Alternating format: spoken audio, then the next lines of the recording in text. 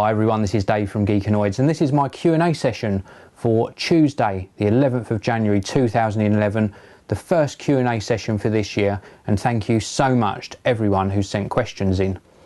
Now in this video I'm going to be answering questions that were made on the comment section of my December video and also questions that people have sent me in via my iPhone app. Now before I start answering the questions, just a couple of things to cover off with you. First of all, for this Q&A session there is absolutely no way I'm going to be able to answer all of the questions. So if your question doesn't get answered, then please do post it again in the comments section of this video. I've just had so many questions it's impossible for me to answer them all. And also another bit of news for you is that at the beginning of this video I mentioned that I'm answering questions that were sent in via my iPhone application. Well, Super Technoboff, who's now got a new website at supertechnoboff.co.uk, who developed my iPhone app, has now done a massive update to the application and it's now available as a universal app. So not only will it work on the iPhone and iPod Touch, but you also get a different user experience if you download it and install it on your iPad. So please, if you've got an iPad, do download the official Geekanoids app. It gives you a fantastic way to get hold of all of my new content, including my latest videos, Twitter updates and things like that. So please do check it out. So let's get on with this Q&A, and as I mentioned, I'm not going to be able to answer them all, so please don't feel disappointed if your question isn't answered. Now, there was a lot of talk on my previous Q&A video about the V-Moda Crossfade LP. They're a new set of headphones that are available, and a lot of people were asking if they're better than the Beats Solo HD or Beats Studios I reviewed. Well, I can't really say yet because I haven't finished my testing of them. I've got so many products to review that it's going to be a couple more weeks before the V-Moda Crossfade review is complete. So please do bear with me. It will go on the channel soon. What I will say is they're very well made, extremely good construction, and they're sounding very good indeed. So just keep an eye out for that review. Next question. What are my favourite podcasts? And that was asked by Ceterafan123. Well, my favourite podcasts, there are quite a few, but the ones I listen to regularly are This Week in Photography. I also listen to This Week in Tech and Mac Break Weekly. And the one I've probably been listening to for the longest period of time is Maccast by Adam Christensen. Sorry, Adam. Adam helped me out in the early days. He offered me up some great advice when I was just starting out, and I knew to contact him because I've been listening to his podcast. So definitely I would say the favourite one is the Maccast podcast, so do check that out. Next question comes from 5 Mystery. What do you prefer, iOS or Android? Well, I did post a video up on the channel very recently about me switching back to the iPhone 4, so that sort of answers the question. But there was a lot of controversial comments in that video saying that I was in Apple's pockets and an Apple fanboy and things like that. Well, yes, I openly admit it, I absolutely love Apple products, but what you must understand is I had been using Android for about 6 to 9 months, so I hadn't used an iPhone for around about that period of time, and I absolutely enjoyed it. There are some great Android-based handsets out there, and the operating system does improve with every version, and it almost offers up the same experience for me as on iOS. But what I did find was that on a lot of the handsets I was testing, if I didn't do a restart on those handsets for perhaps a couple of weeks, I would experience slowdown. And also there were a couple of apps that I missed because I actually host my website on Squarespace. The Squarespace application is one that I do like to use on my mobile devices. It allows me to approve comments very quickly. So for want of a better explanation, the fluidity, the way everything works just swayed me back to iOS. But that's not saying that Android is bad in any way. So I hope that sort of answers your question, is that, yeah, my favourite is iOS, but Android is a fantastic platform as well. The next question comes from Heineken 100. And the question is, when will the new white MacBook come out? Well, I'm not so sure they're going to bring anything fantastic to the white MacBook now. It is the base model in their range. But I do think round about March of this year, so March 2011, we might see just some bumped specification, and by that I mean slightly improved processor speeds and also maybe a revised graphics chipset in there as well, but nothing major with the white MacBook. It's the base model of their range, and I think they just update it slowly just to keep it available for people who want a very low cost entry into getting a Mac laptop. So thanks very much for your question. Next question I can answer very quickly. Rage Monkey X2, do you still have your Sony A55? Unfortunately I don't. Absolutely loved using it though. Fantastic camera. Frames per second was 10 frames per second on it, and I really enjoyed using it for sport photography and things like that.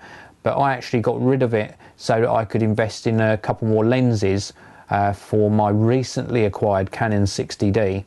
And the money I got for the Sony A55, I'm actually going to buy a 100mm f2.8L macro lens for my Canon 60D. Very interested in macro photography, and I'm also going to be using that for the channel as well and bring you some really close-up shots of the equipment I review, and also some more behind-the-scenes photos as well, which you can find on Flickr. So no, I don't have it, but it was a fantastic camera. Highly recommended the Sony A55. Next question is also from Rage Monkey and Gizmo Paid. Very similar questions, and they're asking about my broadband service and how much it costs per month. Rage Monkey also adds on another question asking what programs I use for my graphic design work, and also a question about hosting and am I on a contract with it. Well, a mixture of questions there. Let's cover off my broadband first.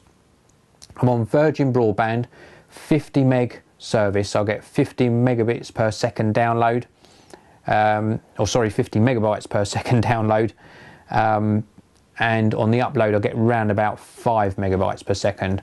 So very, very fast internet connection.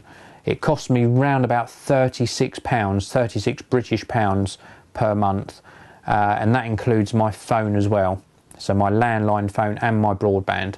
Extremely happy with the service as well. On to the hosting and if I'm on a contract with it, I assume that you're referring to my website.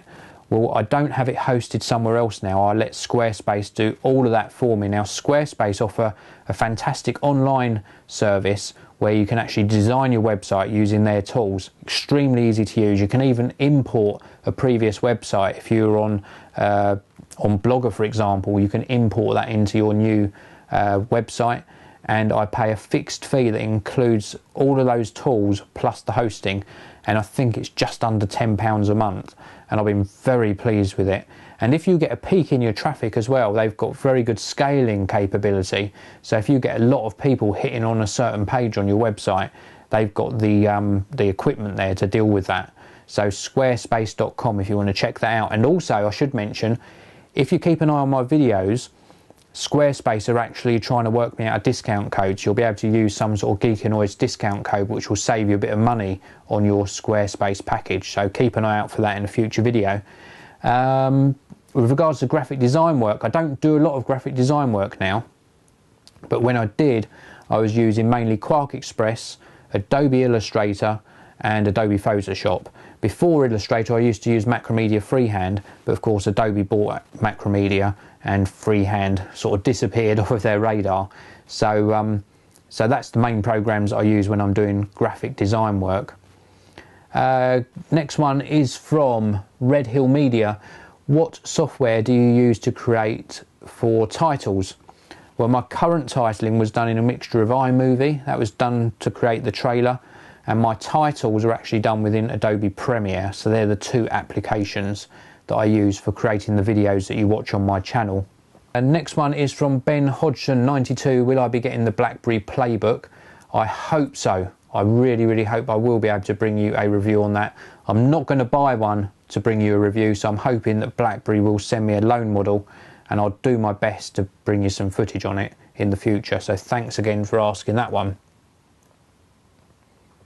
Next question is from Awesome Gaming Reviews. Hey Dave, are you going to be doing another PC build series?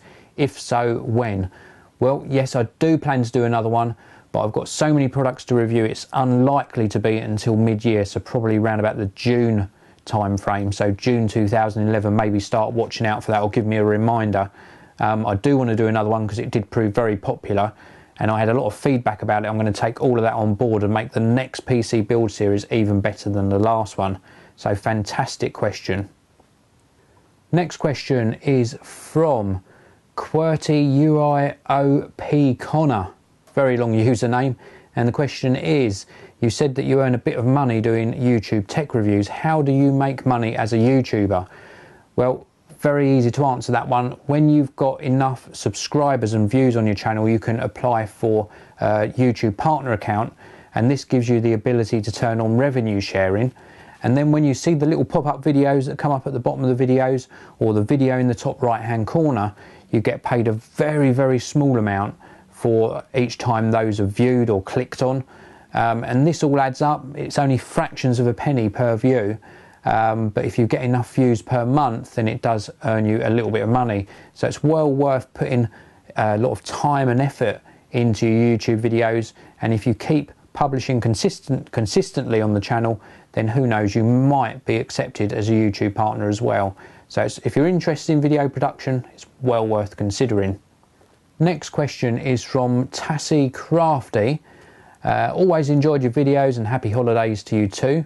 I trust in your reviews and introduce your videos to my husband. Thank you very much. Question, have you got a blog? Well, I haven't got a blog as such.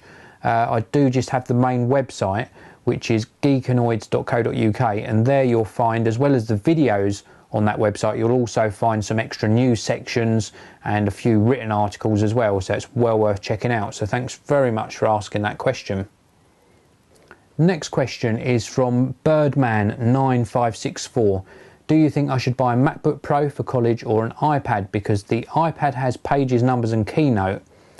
Do I really need a computer just for typing up papers and surfing the web? The iPad is a lot cheaper. What do you think?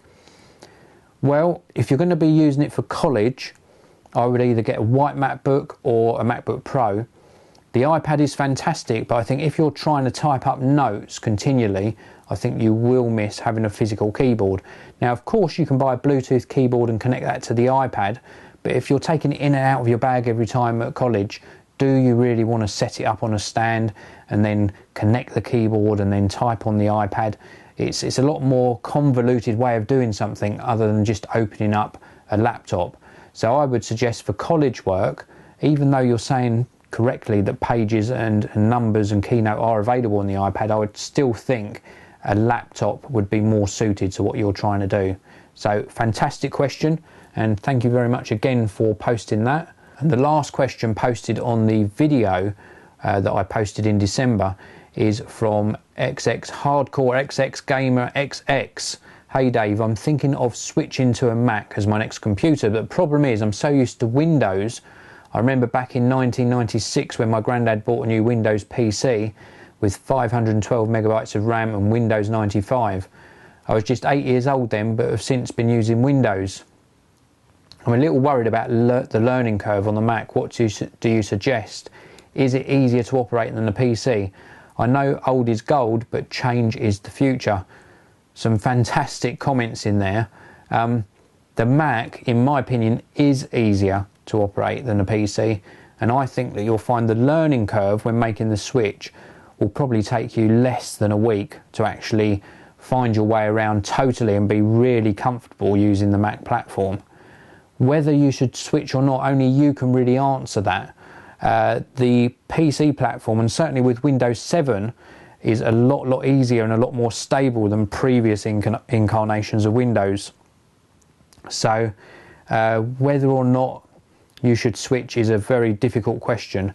I'm going to be accused of being an Apple fanboy again, because I'm going to say, yep, go for it, make the switch, because you really won't look back once you've changed to the Mac platform.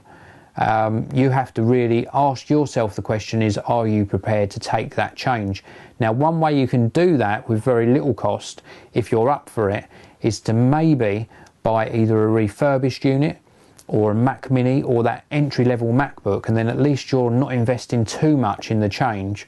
And then if you're happy with the change after about a year or so, then buy a faster and better Mac if you need it. So certainly go into the Mac store, play with them. They let you sit and play on the Apple laptops and desktops as much as you want. Tell them you're considering changing and just have a really good play for a couple of hours in the shop, and I'm sure you'll see the benefits and advantages. So thank you very much for that question. And now I'm moving over to my questions that came through via the iPhone application, and the first one is from Shosh, and he did actually also post this as a comment in the video. What sort of lighting do I use? And he's also pointing out that I mentioned I have a 3-point lighting system. Well, that is totally correct. I'm not going to be able to physically show you them. Actually, I can show you one of them because it's sitting off to the side here. I use a combination of lighting. I use normal sort of studio lights with halogen bulbs in, and I use those for my main lighting. There's one sitting out to the right of me lighting my face, and I also use these, and this is something that I've just introduced to my setup. Now the top part of this unit is a 126 LED video light, and it creates a very white light, and I've got a dimmer switch on the side so I can actually make it brighter or dimmer.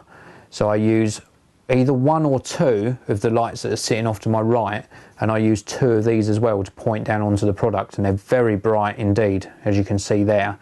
And these ones are sitting on top of Vanguard little mini tripods, and I must say a big thank you to Vanguard for sorting me these out. This is the Vanguard SP31. It's a mini table tripod. It's got a little bit of height adjustment in the central column, and then I added on a little adapter here which gives me like a sort of a cold shoe type connector, similar to what you get on top of a digital camera, and then I mount the LED light on top of that. These Vanguard tripods, absolutely superb. They create a very stable platform for me to put the video lights on. So that's what I use for my lighting, and I think it does a really good job now. I've continually looked at ways of improving my lighting on the videos, and I think the combination of my main studio lights and those LED lights does a very good job. So the next question is from Garrett, and he asks, I know you have Twitter, which is correct. I'm at Geekanoids on Twitter. Do you have Facebook, MySpace? Which one? Do you prefer more than one, and why? Well, I don't have MySpace. I do have Facebook. If you search Geekanoids on Facebook, you will find my page on there. It's not a personal page, it's purely for the Geekanoids website, so please do check that out. So George asks, what happens if you keep the product that a company sends you to review on loan, and do I watch the Gadget Show? Well, yes, I do watch the Gadget Show.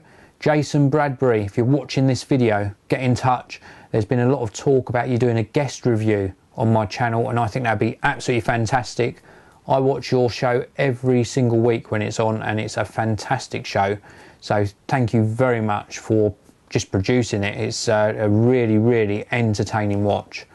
About keeping the products, well, I'm going to cover this off again. I do get asked this a lot. Now, 95% roughly of the gadgets and equipment I get sent actually gets collected after I've done the review. So I get to keep it for about 2 weeks, sometimes longer, sometimes about 4 weeks, and after I finish the review, the company send a courier and they collect the item. Now the remaining 5% of the products I get to keep, I do various things with. I either give them away on the channel. You'll have seen in December I did a big giveaway where I gave away a big box of goodies. And I give away things every single month on the channel as well, so a lot of the products get given away. I also send some products on to other reviewers. I also send products out to the guest reviewers, so some of them go that way.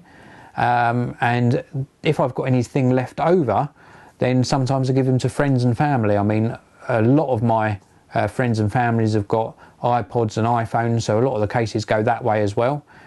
So I hope that answers your question. I do want to just emphasise that I like it when companies take the product back, or they let me know that beforehand. It allows me to really give a unbiased opinion on the product. I'm not trying to make it sound good just in the hope that they're going to give me the product. That's not why I make the videos. I make my videos to be informative and to give everyone a really good chance at making the right buying decision when they're spending their own money on technology. So fantastic question. Next question is from Rob. Very similar question. I'll just say this. Rob has asked, do I keep the things that I get sent to review?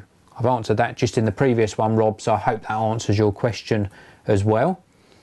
Next one is from Miles. What did I do with the 21.5-inch iMac that I did the unboxing and brief overview of?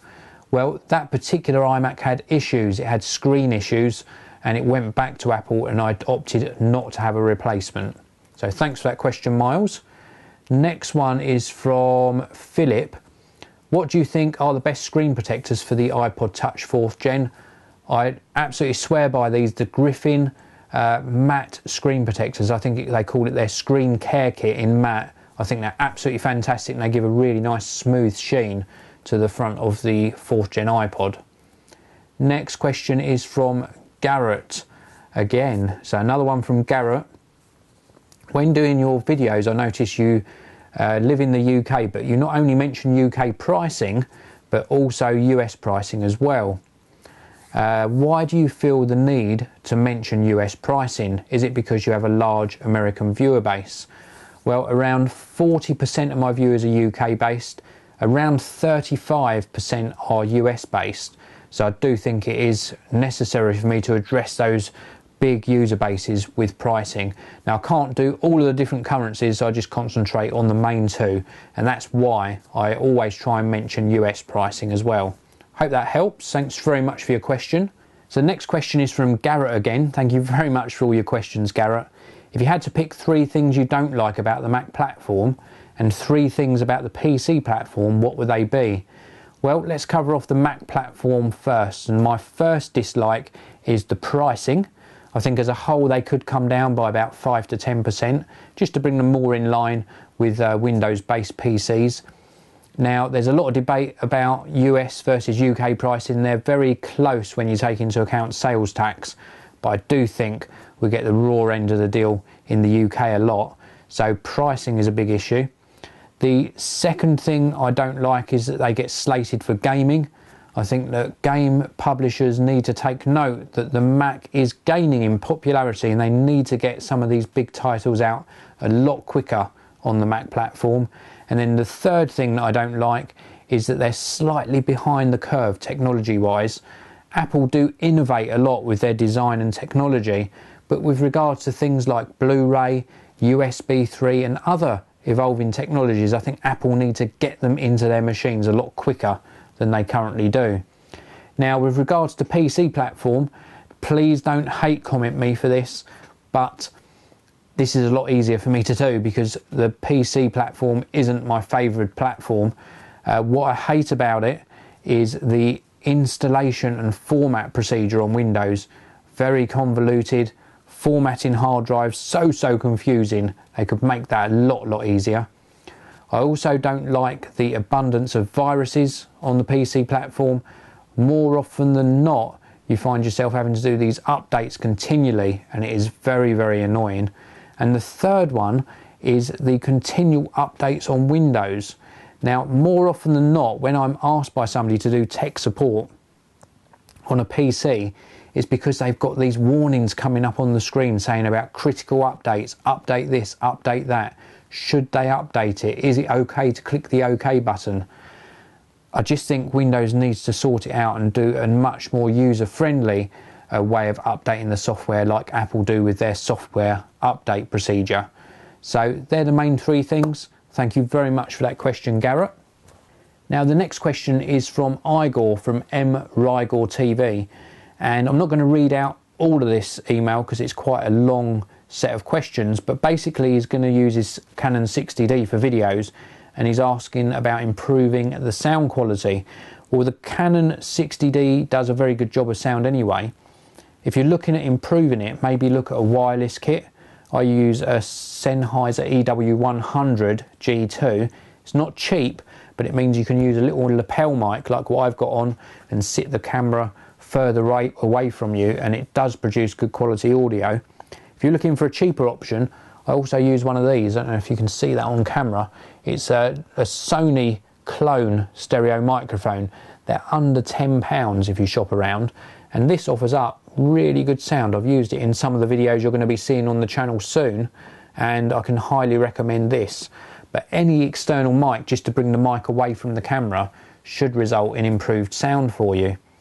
And another question in his email is, do I use Final Cut, Adobe Premiere or Sony Vegas? Well, I use Adobe Premiere for my video editing. And the other question on here is, how do you sync audio recorded using a USB mic with the external source of the video on the 60D?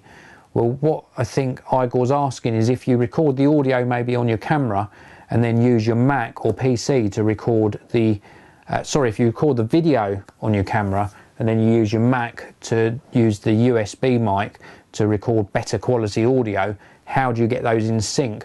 Well, the way I normally do it is just look for a peak in the timeline in your audio and then just align it on that peak, or maybe make a high-pitched noise at the beginning of your recording, and that gives you a really high peak in the waveform, and you can just manually align it. It's a lot easier than it sounds. I'm sure you won't find it a problem. Okay, last two questions. Ceterafan123. I love your videos and your app. Thank you very much. How do you choose your capacities on your Macs and iDevices? What is your strategy? Well, there's various ways I do it. With laptops that aren't as easy to upgrade with regards to processor, I always buy the fastest processor that I can afford. Anything that is upgradable, then I normally go for either bottom or middle of the range, because then if I find I need more storage or more memory, I can always add it on. Similar with desktops, I normally go for the fastest processor that I can afford, and then the other bits that I can upgrade, I look at doing that at a later stage. More often than not, it's cheaper to do it that way anyway. Apple do charge more for their upgrades than third-party manufacturers. So that's the way I do the Mac laptops and desktops. With iDevices like iPods and iPhones, with my iPhone that I'm always out and about with, I normally buy the base model, and with iDevices I normally buy the mid-range model, because I often find that I'm going to use it more for media than I normally anticipate. So having something like a 32 gigabyte device is something I normally opt for. Hope that gives you some idea in how I do it. Everyone's different though, so if you've got a massive music collection, then you're going to have to buy a higher capacity iPod or iPad, so I can't really answer for everyone. So the last question for this session is from the Tech Guy 123. Do you own a server, and do you have any experience with fast hosts? Also, is private email worth it? Well, private email, so I think you're referring to coming away from something like Gmail. Sometimes it's worth it. It gives you a more memorable email address. If you've registered a domain, then you want to look professional. So yes, in that respect, it can look better on your business card. With regards to fast hosts, I used to use fast hosts. I didn't get on very well with their service, so I moved all of my domains across to 123reg. So I hope that answers that question. Do I own a server? No, I don't, but I do have two NAS devices. I have a Netgear ReadyNAS Duo and also a Synology DiskStation DS211J, I think is the right model number. One of them backs up all my completed videos. The other one backs up all of my video work on a daily basis. But no, I don't have a sort of dedicated server as such. Thank you to everyone for all of your questions. The next Q&A is on the 25th of January. Just had to check that. So Tuesday the 25th of January for the next Q&A session. If you've got any questions, either email them to me, send them through the iPhone or iPod or iPad application using the Tech Q&A section within the app, or leave them as a comment below on this video, and I will try and answer it in the next Q&A session video. Until next time, enjoy your technology, and thank you very much for watching. This video review is sponsored by EasyDraw, making drawing fun on Mac OS X.